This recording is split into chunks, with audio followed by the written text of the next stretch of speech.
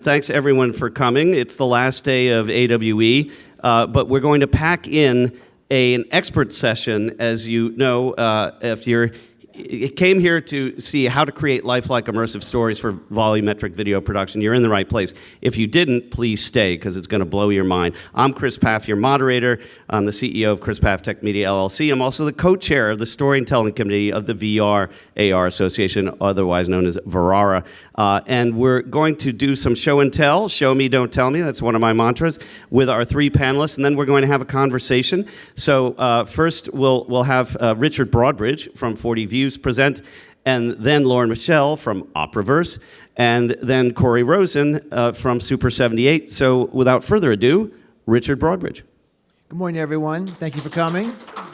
Where's the little slidey thing? We have a clicker. Oh, thank you so much. Okay. Yeah, you can detonate something as well. 3.2 minutes. Is it the big green button here, we think? This one here? Okay. These are not my slides. Oh, my slides, yes. Your slides. Real quick, for those who don't know this space, and again, you're going to learn about how we use this, but there are various projections of this exploding, and not just because of gaming, but virtual production. We're seeing this more and more in XR, of course. And the applications are various, including digital signage, advertising. You'll see some examples in a minute. You know, it's not just AI that's driving this. It's the enablers, 5G, 6G, cloud storage. Storage is just the redheaded stepchild, but yes, very important. And yes, next-gen realism for storytellers.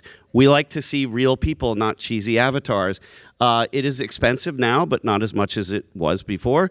And we look at Moore's Law and Metcalfe's Law to drive down that cost. Real humans rendered in volumetric create more compelling stories. And these are some of the stories that you may have seen.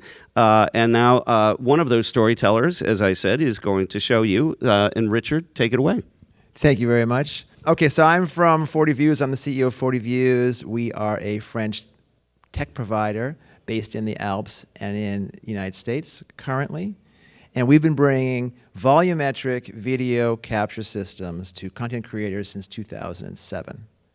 And our goal is, as I hope to show you today, is to produce the highest quality volumetric video possible, because without it, you can't get as much audience engagement and you can't work with high-level talent. So we have some, wow, like a post-nuclear slide. Okay, those little round things are where some of our studios are. So we have some in North America, in Europe, and in East Asia. So what I've brought to show you is way too many stories in a very short period of time. My goal is to give you sort of an immersive blast of stuff and answer questions later. The first video contains 5 pieces. One is the Kagami piece done by Tin Drum. This is a 40-minute piano concert shown on 80 Magic Leap devices. The next piece is a French-Taiwanese piece called Noir, or Colored. 30 minutes for 10 HoloLenses. We're going through a story similar to the story of Rosa Parks in a museum-type experience. The next one is 20 minutes with Marina Abramovic, a performance called The Life, also by Tin Drum. And the next 2 are apps that bring you music and comedy and education into either your home or into your school, brought to you by Soapbox, who we had the pleasure of having with us here today, and also the 40 Fun Company. So what we're seeing here, 80 people wearing Magic Leap devices are able to watch the performance of Mr. Sakamoto. Mr. Sakamoto wrote this piece when he was young. He passed away in his final battle with cancer and played it just before he died. The 80 people start in a circle, and they all start with the best view in the house, and they're free to move around and experience the performance, to approach the performance, and to be closer to the performer during the length of his piece. The next piece was Colored, and that is a piece about racism in the South, in the United States. 10 people wear HoloLens 2s. We're streaming left and right video to the device, which can handle large models. And they are going to relive the story, essentially, of Miss Claudette Colvin, who was a predecessor of Rosa Parks. And in that piece, which will come right after, here it is here, starting here. So we're down in the South. White, black is divided, of course. In that piece, there are real furniture elements, and you, in the audience, you can sit down in the bus next to Miss Colvin, One person sat inside Miss Colvin to have the experience of being told, you need to move because a white lady wants your seat. So it's really bringing the performance to a new level. This is a very interesting example from Soapbox, who are based in Atlanta. They do recordings of really fantastic artists and then deliver them to an app which is available to you for free in the Quest store. You can watch these concerts, watch new clips, watch T-Pain, all sorts of material, and also learn how to play in the privacy of your own home over your headset. So shouts out to them who are here with us today. The Life after this one is a piece by Marina Abramovich, which was recorded at one of her performances and was then sold through Christie's in London for an important amount of money. And it's the first recording we have of performance art that can now be carried with us into the future. So these are 5 different pieces from the world of experiential. We also see work being done in television, a lot of work being done in France on the TF1 News channel. So I'll show you some of the clips here. These are short pieces, documentary style, shown on the evening news. They're 5 or 6 minutes apiece, where the small team of 3 people makes the journalist plus virtual scenery and explains to us science, climate change, or here, the D-Day invasion at the end of World War II.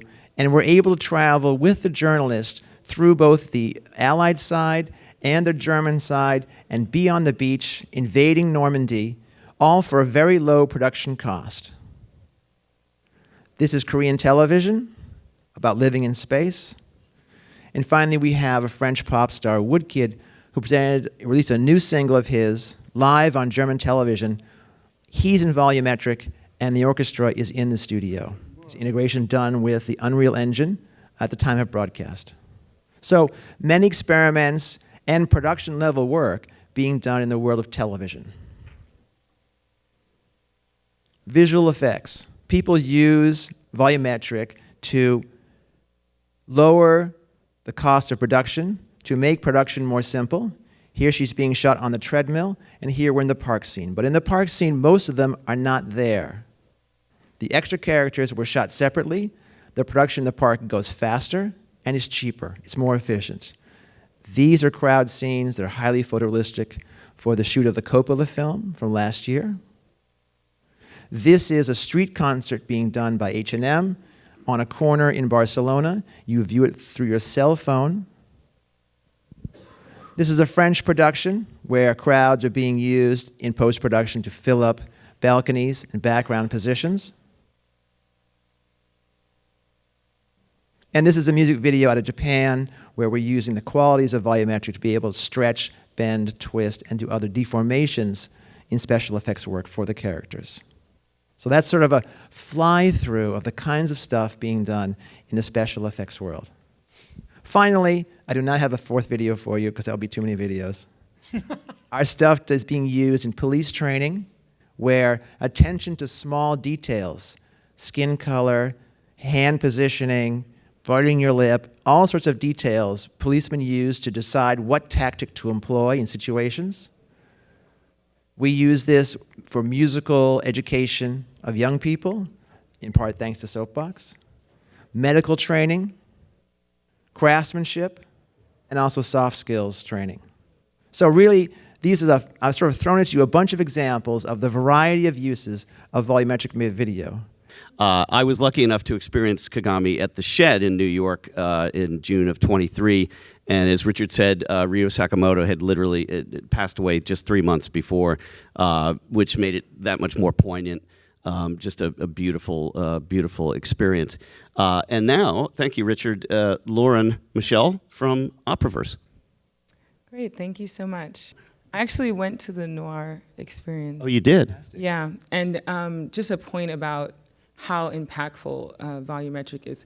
I was sitting on the seat. You were, good yeah, for you. And I actually left the experience.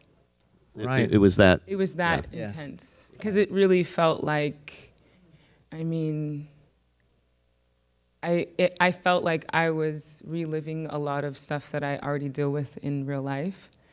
And so for me, it was that intense that I had to leave the experience. So I think volumetric capture is extremely important when you're trying to express something through digital form.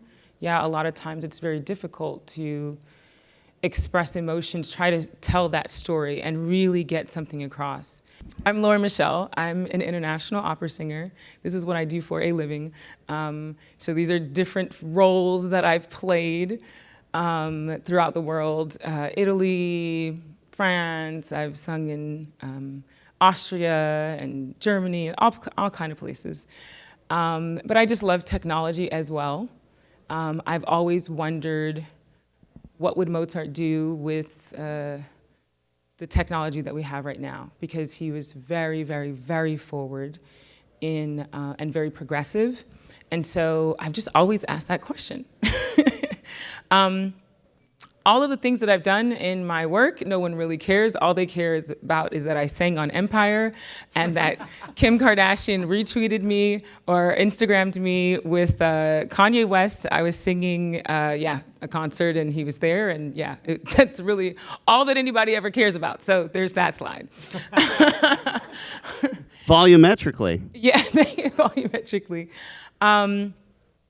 In my doing my experiments, with technology, I fell in love with spatial everything. And one of the pieces that I did that I'm really proud of is creating this underwater opera house. It's, you could go into a headset, and I sold my tickets as NFTs, and people could come into this space, and I did a concert. Yeah, it was really great to be able to fully express what was happening in my head with these pieces that I chose to sing, and I got to create this environment that was straight from my imagination. And so we filled up, and I created these instruments that are floating. That's me singing, and that's my funky little avatar with no arms in alt space, if any of you remember alt space. It was a really beautiful experience. And at that time, I hadn't been able to, I didn't have the opportunity to do a volumetric capture. I couldn't do anything close to it. So the best thing I could do was work with an avatar. So I love VR. I've got lots of spaces in there.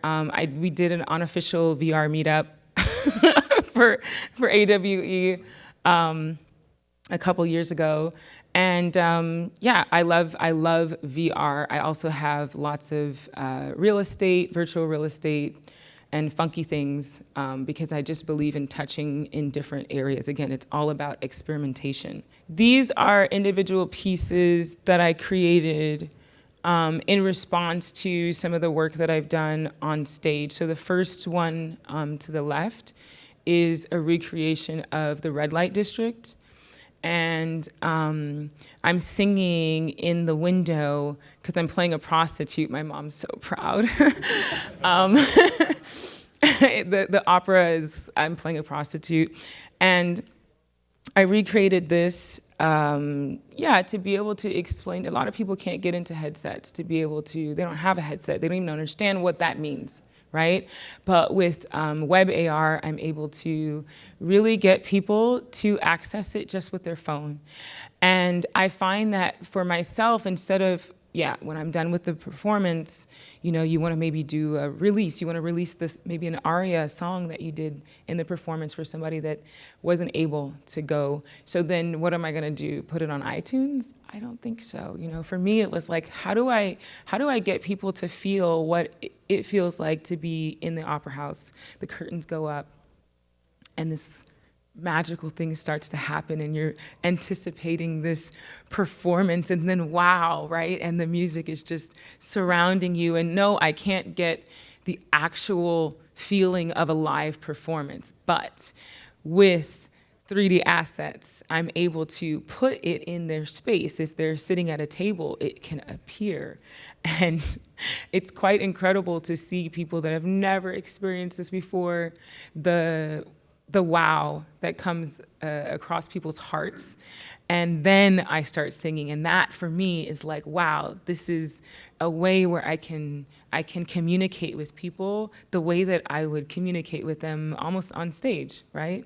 Okay, so here's the kicker about this. To the right, to the middle one, I did that as a target image. I sang at La Scala last week, and That's in Milano, for those who don't know. yeah, it's a beautiful opera house, and the posters are still the same from like back in the day. So I was just freaked out. I'm like, oh, I love that I'm like on this poster. It's iconic. And so I use it as a target image, and I'm singing the song "O Moon of Alabama," which is by Kurt Weill from the opera that I was doing. And so I put myself on this moon, and I did this experience, but I didn't actually go onto a volumetric capture stage. I always want to go into a vol cap stage, but as an artist, I really, really, really take my digital likeness seriously. And I have not been able to find a stage that will allow me to keep... We have one in Grenoble. That will allow me to keep my raw data file and own my likeness. What you shoot with us is all yours, all the time, forever. Yes. And we will be discussing that in a few minutes because the data is the thing. Molto bene. And grazie mille. That's such a great performance. And I was going to say, we're not just some pikers here. We talk about performance.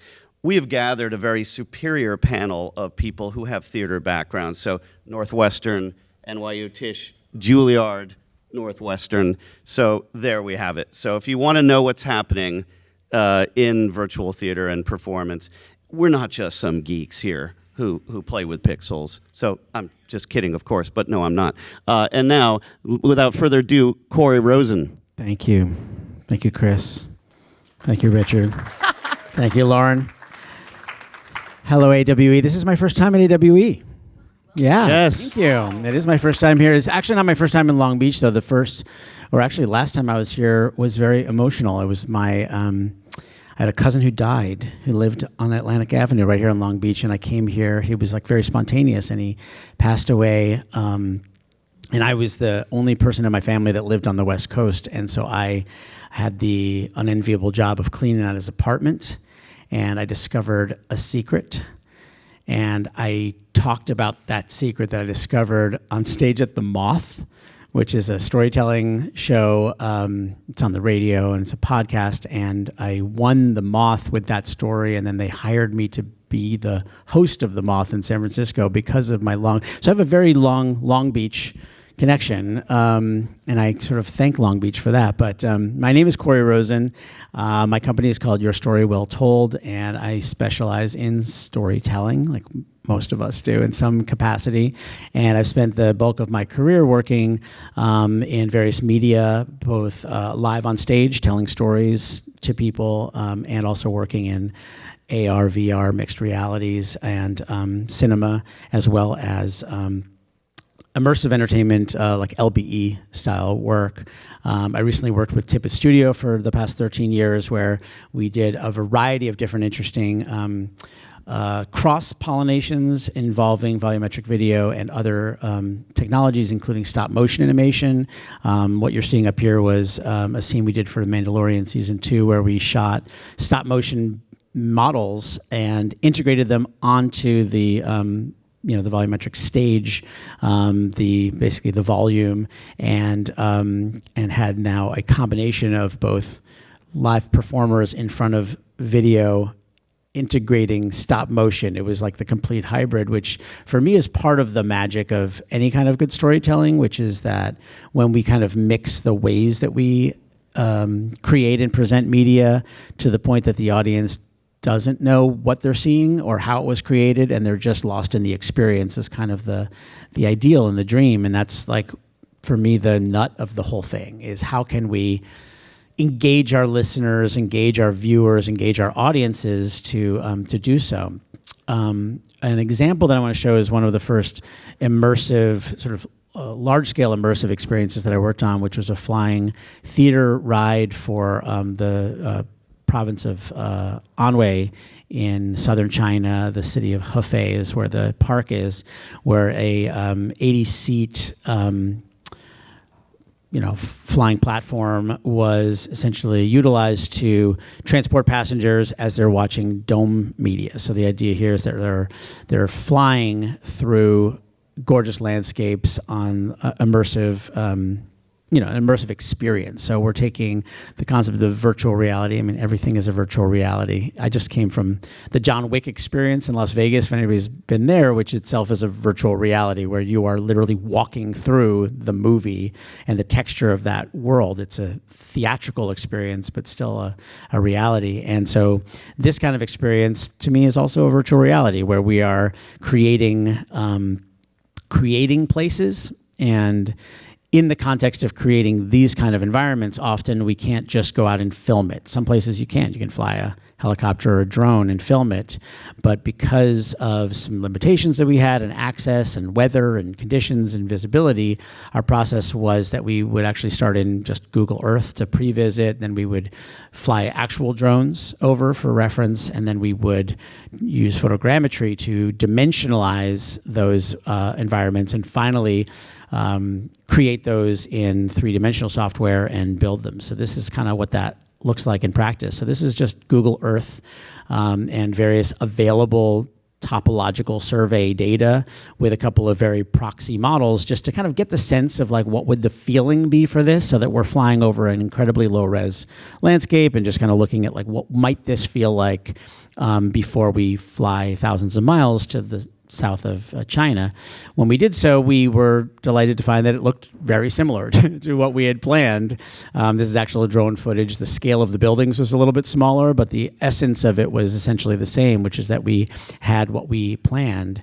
So then, based on those drone footage, we were able to solve them, and basically in a photogrammetry setup, we were able to essentially project the landscape and create a very rough but still topologically correct representation of what that looked like, so that we would have now a realistic feeling landscape for what this town would look and feel like, so that then when we would add the foliage and the grasses and the trees and everything, this was done using Clarice, which is no longer made by Isotropics, but now we would use Unreal probably to create this kind of thing, which is to take the data that we've got, make it as close to reality as we can, and then extend that into this universe, so that everything you're looking here is computer generated, so nothing there is photographic.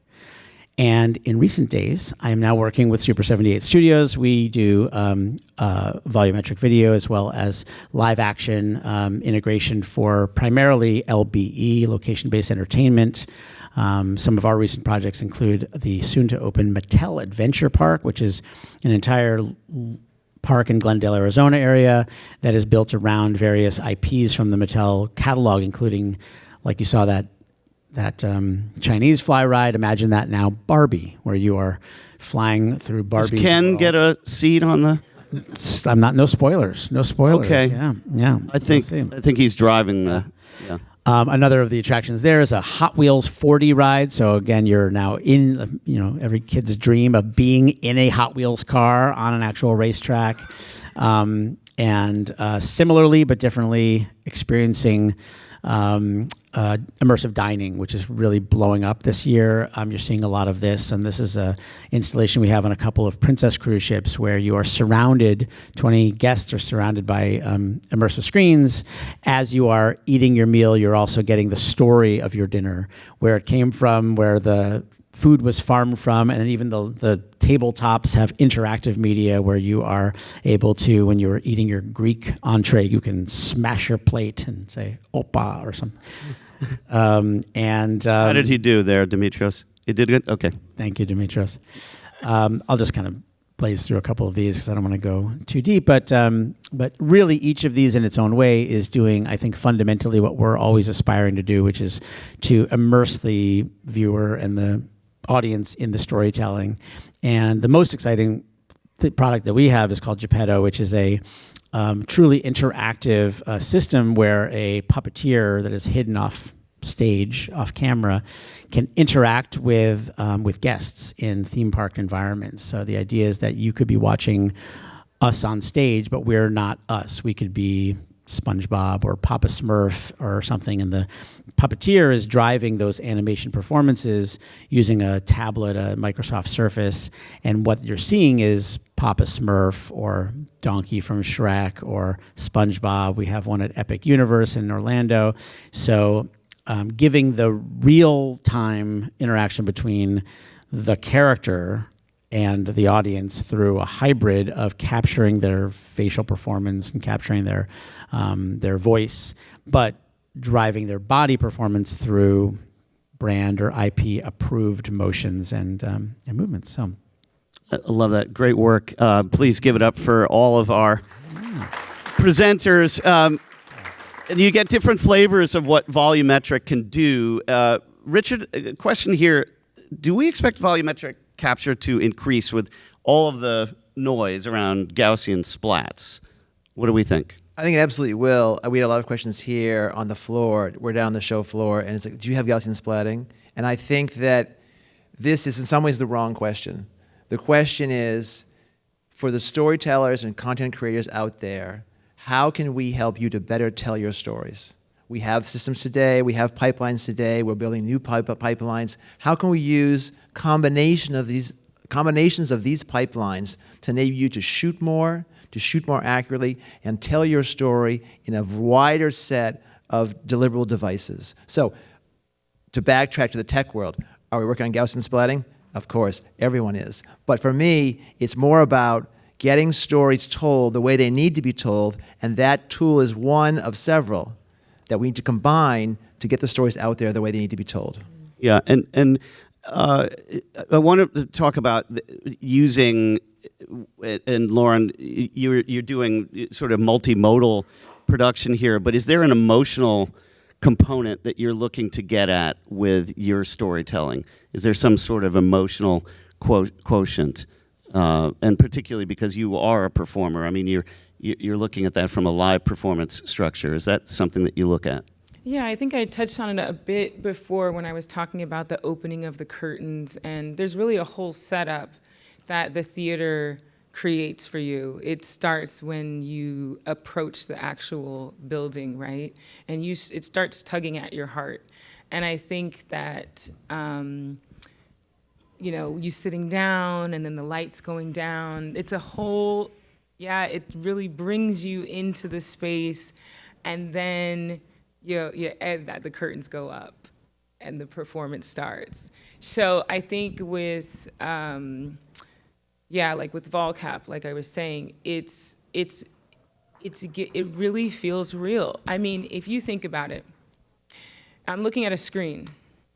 I mean, that screen, if I'm looking at that person, I'm not gonna feel like I'm gonna actually walk, I'm not gonna feel like I feel like if I threw a bottle at that screen, I'm not gonna hurt the actor, okay? But in the experience of noir, if I'm sitting in that, I actually moved my seat, I moved over because the VolCap, this person was coming towards me and sat, and I like moved over.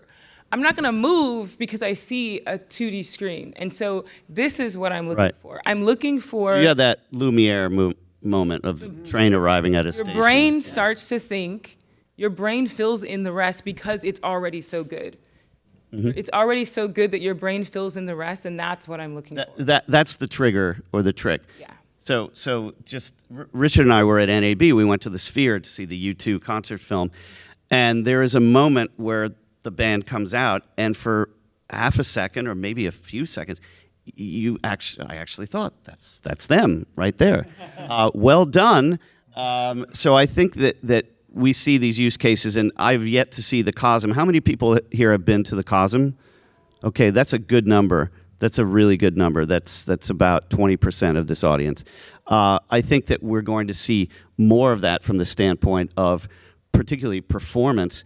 I wanted, Corey, you to talk about how you're integrating volumetric into narrative, because of course you're telling some really persistent stories, particularly with big IP. And there's something that you said that I thought was really interesting at the end with respect to how movements have to not betray IP, which I want you to elaborate on just a little bit more, because I don't want that point to be lost. But how do you actually integrate this? I know you've showed a little bit more, but talk a bit more about what you do as a producer from the standpoint of integrating volumetric.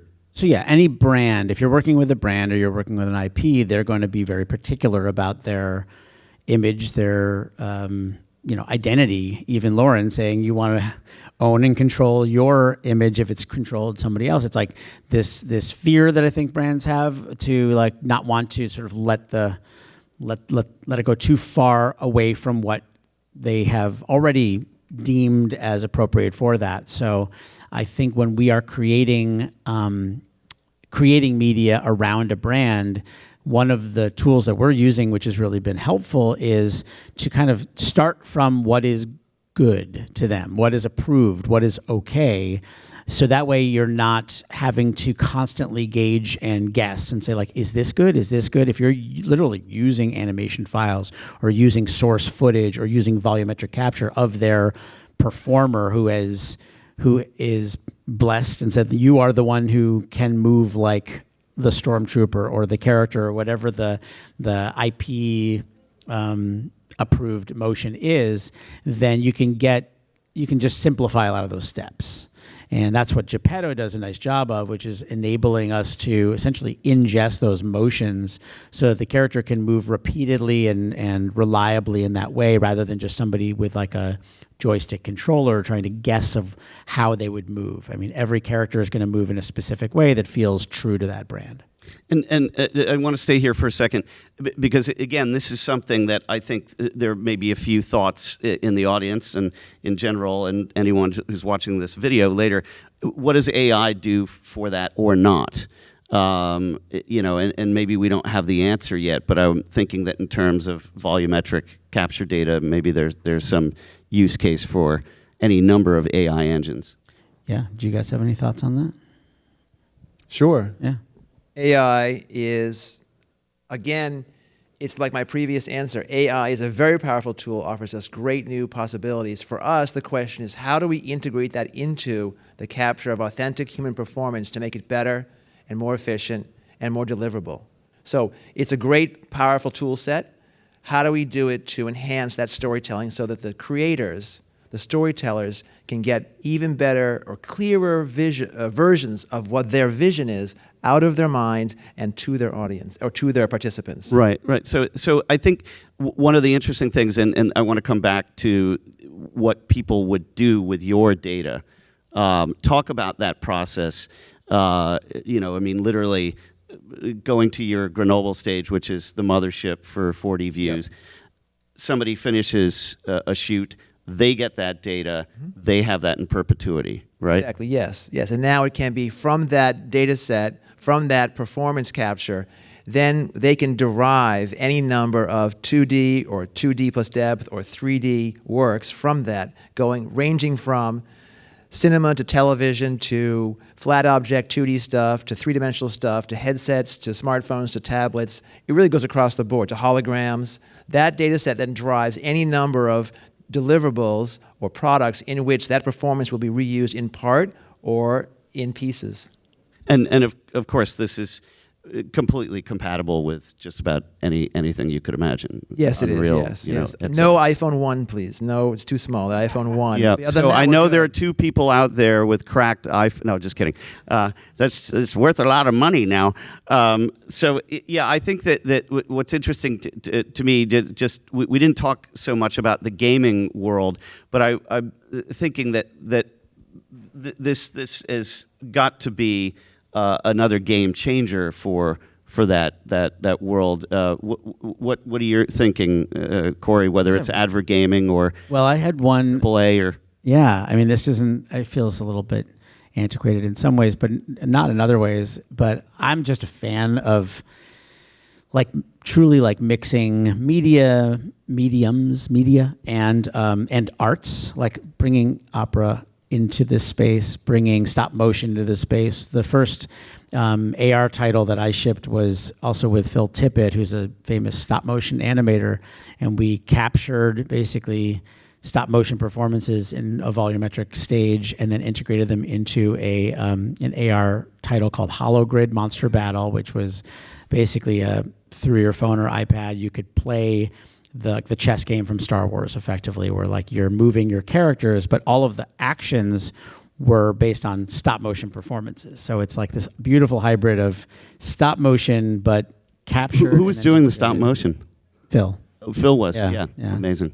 Yeah. I mean, I think one of the other things that we want to get to is engagement with Volumetric. And Richard, I mean, you've got, and by the way, George Fuentes does have Kagami in his backpack, and there he is in the second row. So you can attack him later on, and maybe he's got a magic leap, something. So, but talk about the engagement factor for Volumetric, from the end result, because you've got some amazing stories that you've told, but also things that, as Lauren said, you might want to throw a bottle at a screen because it's just that engaging. Go for it. The engagement factor of Volumetric is, let's say you were here and you're watching the slides and we're not here. You're just watching a slide presentation. Maybe we're on Zoom or something. And now I add an actor or multiple actors to the room. That's what it's like. It means I'm bringing real people right in front of you to do their performance.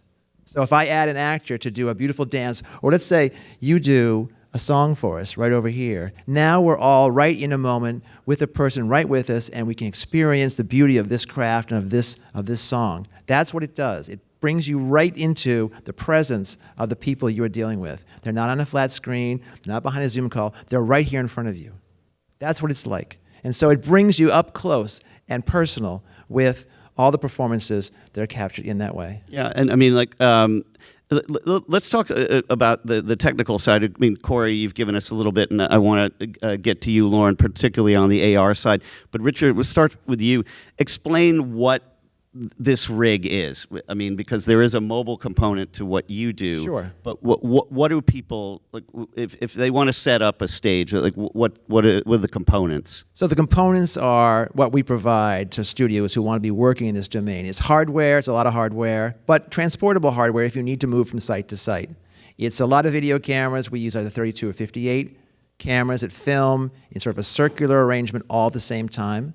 Then there's some processing, and it brings out for you the starting volumetric asset, which then you can edit into multi-segment stories or into branching stories with various transitions. So there is a technical part to it, which is kind of like going to a four-walled green studio and being filmed by a bunch of stuff. Yeah, and Corey, talk about what you've experienced and what some of the efficiencies are there. Well, it's actually funny, similar to what, Richard's stage that he was just describing is, some of those things that I was showing with the photogrammetry capture is same kind of idea, but it's like depth information, like using photographic images, but also capturing the Z depth as well as the image, like the color and chroma and all the details of the image to generate a mesh, to basically create a three-dimensional volume. And once you've got that, then you have the real thing. And that's the power of it all, of using something that is based on something real, creates a connection with anybody that's experiencing it. And it's different. I mean, there's something to be said for synthetic and animated and fantastical, but there's also something really amazing about reality. Yeah, and Lauren, you were at I think the Scout House, and I think your old buddy Lucas Risotto was working with you. I had him on my call a few weeks ago. I mean, what did you learn from that experience in terms of really taking AR to the next step for the kind of interactive engagement that you want? In terms of taking it to the next step, well, I think we're all here we're at AWE, and AR is extremely, we know what that is, but there are still a whole lot of people who have no idea what it means. I mean, a whole lot of people, like everybody else. I have to say, okay, Pokemon Go? They're like, I've heard of it. I'm like, That's the breakfast cereal, right? Yeah. Yeah, I mean, it's really, it's really, really wild. So I think, just getting people, that's why I love web AR, because it just, takes out some of that friction for people, and just getting them to taste it. It's just have a little taste. And it's just amazing, like I said, how people's heart kind of opens up and they're like, wow, what is this? This is amazing, to have them wanting more. So I think, for me, it's really just engaging as many people as I possibly can. The accessibility factor, for sure. Yeah. I think it's interesting because we look at I was talking to somebody from Niantic Spatial, I think it was on Monday, and they reminded me that the Pokemon Go was an experiment that came out of what became Google Earth, okay? And it was basically just proving a use case for all that data. And then it's sort of like, releasing the virus into the wild. Holy shit, it's everywhere. Everywhere. I remember going to a cemetery once and there was like, no Pokemon Go in the cemetery, And it's like, why dead people are being pulled up through Pokemon Go. That's awesome.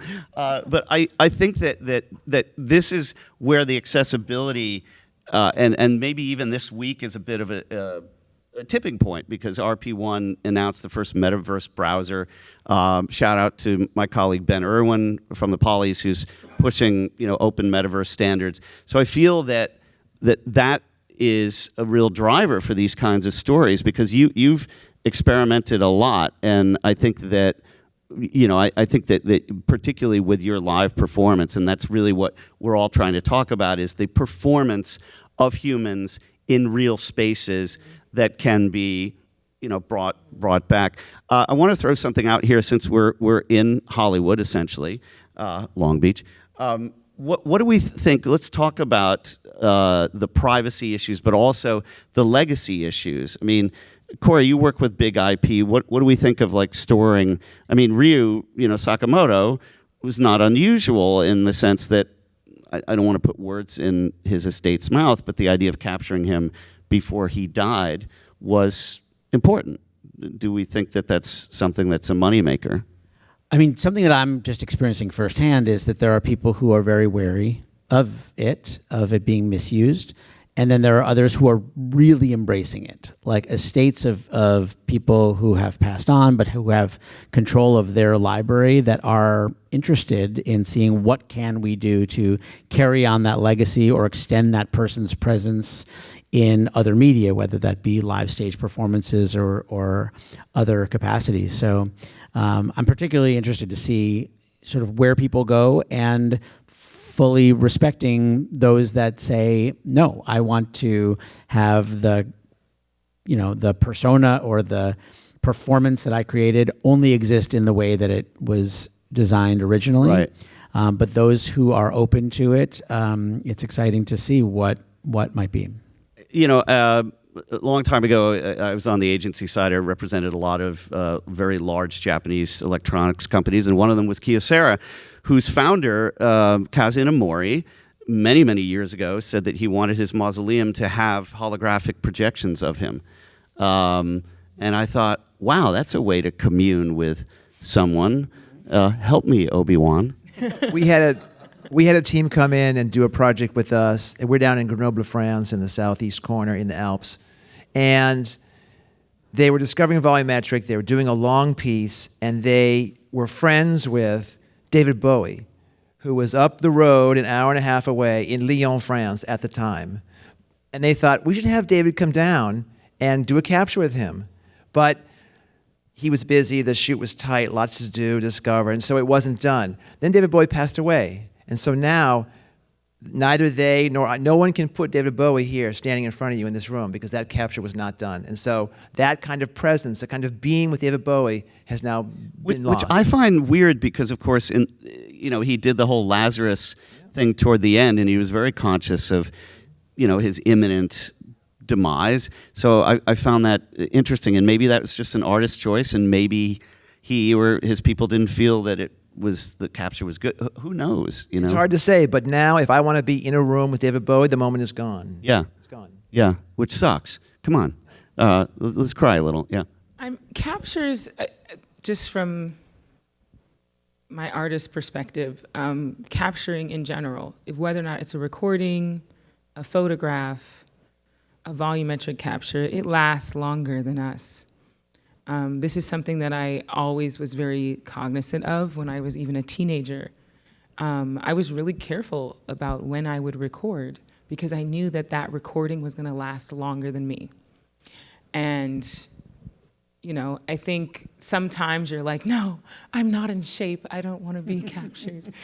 But I think that in general, capturing the best that you can.